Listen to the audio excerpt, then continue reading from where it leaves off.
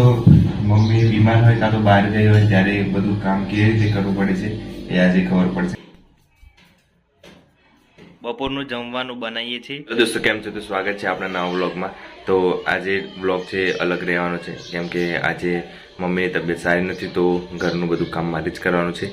એટલે બધું આજે ઘરનું કામ હું જ કરીશ, જેટલું થાય એટલું કરીશ. મને પહેલી વાર કામ કરી રહ્યો છું, એટલે જોઈએ કેવું કામ થાય છે મારાથી. તો આજે મેં વિચાર્યું કે વ્લોગ બનાવી જોઉં કે ઘરમાં શું શું કામ કરું છું હું આજે. તો વ્લોગ લાસ્ટ સુધી જોજો. તો મારું આ ટેબલ છે, ટેબલમાં બધું જે તે પડી રહ્યું છે, તો આ આખું ટેબલ સાફ કરવાનું છે મારે.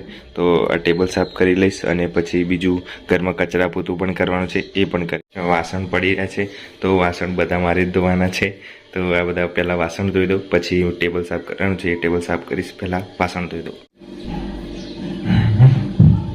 તો દોસ્તો, મમ્મી બીમાર હોય કાં તો બહાર ગઈ હોય ત્યારે બધું કામ કેવી રીતે કરવું પડે છે એ આજે ખબર પડશે મને. તો આજે બધું કામ હું કરું છું. વાસણ ધોઉં છું પહેલાં, જો કેવી રીતનું થાય છે બધું કામ થાય. બહુ અઘરું પડે છે, ક્યારે જોતા આવડતું નથી, ક્યારે જોયું નથી, એટલે જોવું આજે કેવી રીતના વાસણ ધોવું છું.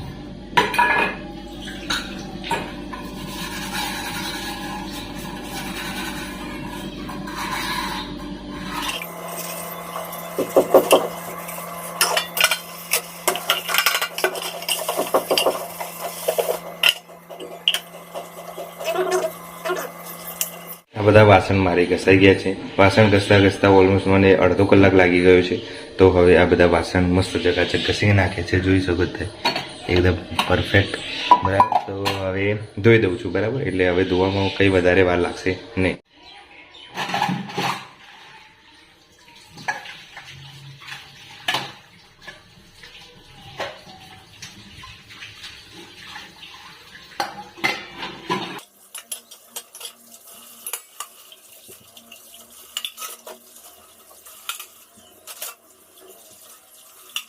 હા, તાક લાગી ગયો. હવે ટેબલ સાફ કરવાનું બાકી છે, તો ટેબલ સાફ કરું અને પછી નાસ્તો બનાવવાનો છે. તો આજે નાસ્તો કેવો બનાવું છું એ પણ જોજો.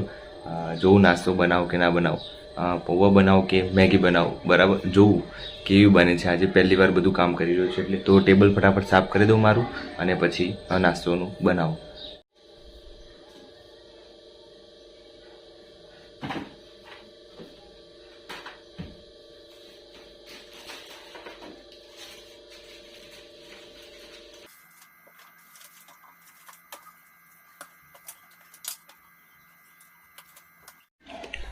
મારું ટેબલ ચકાચક સાફ કરી દીધું મેં. હવે જોઈ શકો છો. હવે મજા આવશે થોડું વાંચવાની અને બેસવાની.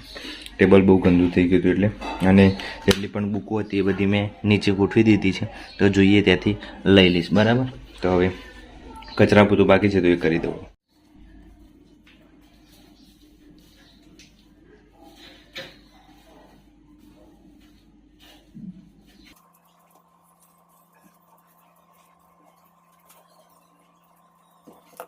કચરો વળાઈ ગયો છે, અને હવે પોતું કરવાનું છે. આજે થોડી ખબર પડી કે કેટલું કાઠું પડે છે કામ કરવાનું. પણ કાઠું તો ને, પણ કોઈ દિવસ કર્યું ના હોય, એટલે એકવાર પહેલી વાર કરીએ એટલે આવું થાય. પણ એવું ના હોય કે છોકરું થઈને કંઈ કામ ના કરાય, બધું કામ કરવું જ જોઈએ. અને હવે કચરો વાળી દીધો છે, પોતું મારું છે. તો હવે પોતું મારું.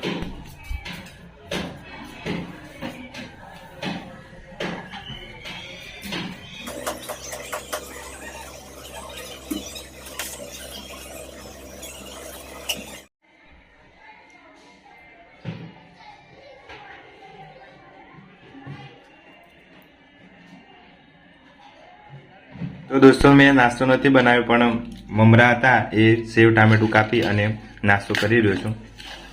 બરાબર, અને પછી બપોરે જમવાનું બનાવું. બપોરનું જમવાનું બનાવીએ છીએ રીંગણ બટાકા, એમાં ટામેટા કાપ્યા છે, પછી આ કાપ્યું છે ડુંગળી અને મરચાં. બરાબર, આટલું બનાવવાનું છે બપોરનું જમવાનું. એટલે શાક વઘારતા નથી આવડતું, એટલે મારો ભાઈ શાક વઘારશે.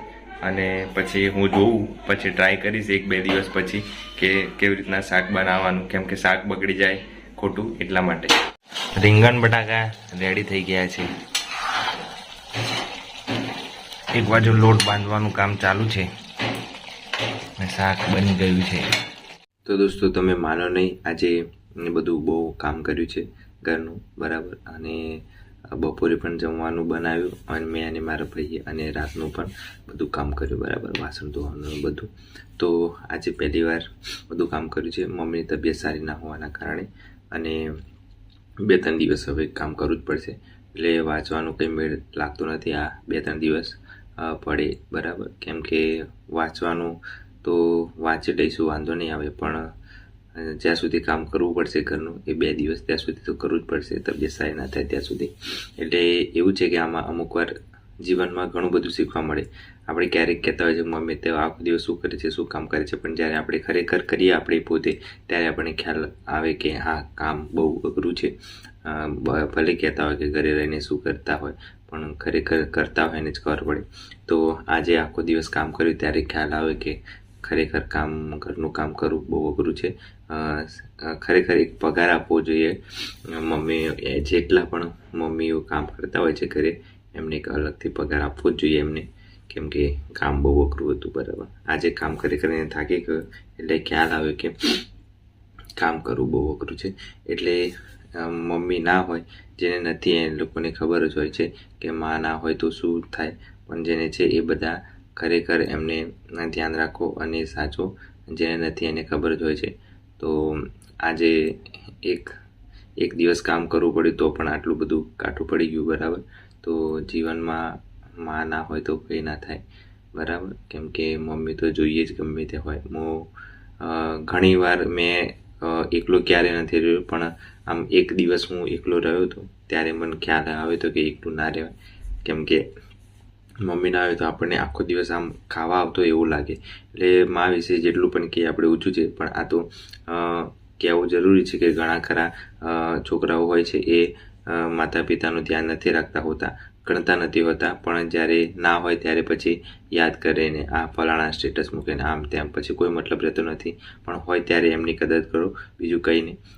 કહેવાનો મતલબ એ છે કે કામ તો મેં કર્યું, આજે કરી લીધું, પણ જીવનમાં મા બાપ છે તો એમનું ધ્યાન રાખવાનું. એમનું જેટલી પણ પરિસ્થિતિ પડી છે આપણા કારણે, એમને ઘણું બધું વેઠ્યું હોય, તો આપણે બધું એમનું સાચવવાનું, અને એમને સાચવવામાં આપણી ફરજ છે. હવે આપણે મોટા થઈ ગયા છે એટલે બને ત્યાં સુધી એમનું ધ્યાન રાખવાનું, ગમે તે હોય. પછી કે ઘરનું કામ કરવાનું હોય તો પણ મદદ કરવાની, એ બધું કરતું રહેવાનું. એટલે એમને પણ થોડું થાય કે હા ભાઈ, છોકરો મદદ કરે છે, બરાબર. તો એમ તો હું મદદ કરું જ છું, પણ બધું કામ નથી કરતો એમ. એટલે ઘરનું જેટલું નોર્મલ કામ હોય બધું, એ બધું કરી દઉં છું એમ. ખાલી મને જમવાનું બનાવતા નથી આવડતું એમ, બીજું બધું આવડતું હોય તો હું કરી દઉં એમ. તો આવી રીતનું આજનો દિવસ ગયો છે મારે. વાંચવાનું નથી ગયું આજે, વાંચવાનું કંઈ છે ને, કેમ કે આખો દિવસ બધું કામ જ કરવાનું હતું, એટલે પછી વંચાયું નથી. એટલે વાંચવાનો આજે કોઈ વ્લોગ નથી બનાવ્યો, બરાબર. એટલે ઘરનું કામ હતું, મેં કીધું આજે વ્લોગ બનાવીશું, ઘરનું કામ કરું છું તો કેવું રહે છે એમ. તો એ બધા કરો છો કામ તો કોમેન્ટ કરજો જરૂર, એટલે આપણને ખ્યાલ આવે, બરાબર. મેં આ પહેલી વાર આજે બધું કામ કર્યું છે. જનરલી બધું કામ કરતો જ હોઉં છું, પણ પહેલી વાર બધું કામ કર્યું એમ આજે, ખાવા બનાવવાનું સિવાય, કેમ કે આપણને આવડતું નથી એટલે, બરાબર. એટલે તમે બધા કરતા જશો, ગામડે રહેતા હોય બધા કામ કરતા જશે, પણ આ તો અમુક ના કરતા હોય તો એમની વાત છે. જેટલા પણ કરતા હોય બધા કોમેન્ટમાં જણાવજો, એટલે આપણને ખ્યાલ આવે, બરાબર. અને 2-3 દિવસ પછી આપણે મારું વાંચવાનું છે એ શેડ્યુલ ચાલુ કરી દઈશ. અને બીજું કે ટાઈમ ટેબલ બનાવવાનું છે, એનું ટાઈમ ટેબલ પણ બનાવીશ, તો તમે એ ફોલો કરશો તો જરૂરથી તમને ફાયદો થશે, બરાબર. અને ટોપિક પ્રમાણે જેને ટોપિક ના ઝેરોક્સ કરાય તો હવે ટોપિકની ઝેરોક્સ કરાવી દેજો, એટલે તમને અનુકૂળ આવે અને એ રીતના વાંચવાનું રહેશે. બીજું કે રેગ્યુલર તમે આવી રીતે કોઈ બી તમારી પરિસ્થિતિ દર વખતે સારી ના હોય, ક્યારેક પરિસ્થિતિ ખરાબ હોય તો એ પરિસ્થિતિને લડતા કેવી રીતે શીખવાનું, એ બધું જીવનમાં શીખવાનું હોય છે. તો બધું જીવનમાં ચડાવ ઉતાર આવતા રહેશે, તો આપણે ફાઇટ કરતું રહેવાનું, બરાબર. અને જીવનમાં ક્યારેય હાર નહીં માની લેવાનું. કંઈ પણ વસ્તુ આપણે અચીવમેન્ટ કરવાની હોય તો એના પાછળ લાગેલા રહેવું જોઈએ, એને સ્કીપ ના કરી દેવું જોઈએ, છોડી ના દેવું જોઈએ, બરાબર. તો મહેનત કરતા રહેજો બધા. અને બીજું ગમે તેવી ઘણા ખરા ફેલ થયા હશે તો ટેન્શન લેવાની જરૂર નથી. 2025માં બીજી પણ ભરતી આવવાની છે, તો એમાં પણ ભાગ લેતા રહેજો, તો કદાચ સફળતા મળી જાય. લેટ સફળતા મળતી હોય છે. આજે ન્યૂઝમાં હતું કે જે એસઆરપીમાં કોન્સ્ટેબલ હતા, એક એમ તૈયારી કરતા હતા પીએસઆઈ બનવા માટે. તો પ્રેક્ટિસ કરી હશે કે નહીં ખબર ખ્યાલ નથી, પણ જોબ ચાલુ હતી અને પીએસઆઈ બનવાના દોડમાં સુરત ખાતે રનિંગ કરતા હતા અને છેલ્લા રાઉન્ડમાં 12મા રાઉન્ડે ઢળી પડ્યા અને પછી એમનું અવસાન થયું. બરાબર, એ રીતના ન્યૂઝ આવ્યા. તો જો તમે ગમે તેટલું મહેનત કરી હશે બધી બરાબર છે, પણ તમારા નસીબમાં હશે એ તમને મળશે જ. બરાબર, ગમે તેટલું તમે કરશો. તો આ ભાઈ મહેનત એમના નસીબમાં જોબ હતી તો પણ એ પીએસઆઈની તૈયારી કરતા હતા અને પછી એમના નસીબમાં લખેલું હશે એ થયું. હવે શું કરીએ આપણે? પણ એક એવી વસ્તુ છે કે તમારામાં જેટલી તાકાત હોય એટલી કરો, વધારે જોર કરવાની જરૂર નથી. ભગવાને તમારા માટે બીજો કઈ રસ્તો ખુલ્યો રાખ્યો હશે તો એ તમને જરૂરથી મળશે, પણ સફળતા મળશે ખરી. એવું જરૂર નથી કે આ જ ફિલ્ડમાં મળે, કોઈ બીજી ફિલ્ડમાં પણ મળે. હતાશ થવાની જરૂર નથી. બધાના માટે બધું લખ્યું નથી. એટલે બધાના માટે જે વસ્તુ લખેલું હશે એ તો લખેલું જ હશે, આપણે એને બદલી શકતા નથી. પણ આપણે ટ્રાય કરવાનું કે આપણે આપણું બેસ્ટ આપવું જોઈએ, કોઈ પણ ફિલ્ડ હોય. બરાબર, તો ગવર્મેન્ટ નોકરી એક એવી છે કે બધાને તો નથી મળી જવાની. બરાબર, ગુજરાતમાં 6 કરોડ જેટલા પબ્લિક હશે તો 6 કરોડને નથી મળી જવાની. એટલે એ વસ્તુ છે કે હતાશા થવાની જરૂર નથી. પછી એક ન્યૂઝ શરૂઆતમાં આવે ત્યાં કે તૈયારી કરતો છોકરો અને ફેલ થયો રનિંગમાં 8 વર્ષની મહેનતમાં, તો પછી એ ગાળો ફસે ખાઈ અને મરી ગયો. એ રીતના સુસાઇડ કરવાની પણ જરૂર નથી. બરાબર, આપણે મા બાપનું ધ્યાન રાખવાનું, એમને આપણા પાછળ કેટલો ખર્ચો કરી અને મોટા કર્યા છે, તો આપણે ધ્યાન એ રાખવાનું કે આપણે એમને વળતર કેવી રીતે આપી શકીશું. એવી જરૂર નથી કે ગવર્મેન્ટ જોબ કરીને જ આપણે એનું વળતર આપી શકીએ. આપણે આપણી મહેનત, આપણી જાત ઉપર વિશ્વાસ રાખવાનો કે આપણે શું બેસ્ટ કરી શકીએ છીએ. જરૂર નથી કે આપણે ગવર્મેન્ટ નોકરી લઈને જ બેસ્ટ કરી શકીએ, બીજા ફિલ્ડમાં પણ બેસ્ટ કરી શકીએ છીએ, એવું કંઈ જરૂર નથી.